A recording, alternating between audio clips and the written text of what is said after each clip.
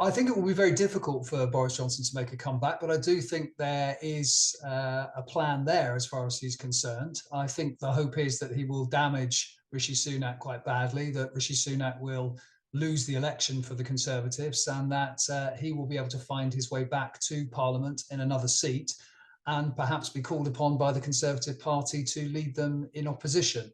I suspect that many Conservatives would quake at that prospect. I think the majority of the party, quite frankly, would like to see the back of Boris Johnson now.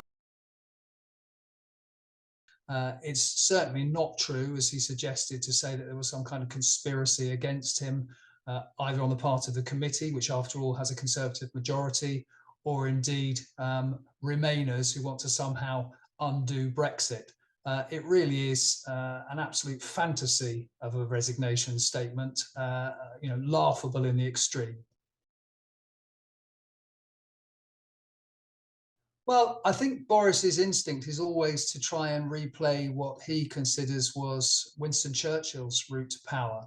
And I believe that he thinks that he can spend some time in quote unquote the wilderness before the Conservative Party and the country calls upon him once again in its hour of need. Frankly, I think that is unlikely. I think Partygate has ensure that he is toxic as far as many voters are concerned. And I think the way he has behaved over the last 2 or 3 days, and some people would say over the last 2 or 3 years, probably means that most of his colleagues would rather he disappeared in a puff of smoke. That's unlikely because he loves the limelight, but that doesn't necessarily mean that he has a chance of leading the party again. Well, I've always slightly downplayed those comparisons, partly because I don't think that Boris Johnson is anywhere near as extreme a populist as Donald Trump. However, the conjunction of Donald Trump's statements over his indictment over these federal offences and Boris Johnson's statement,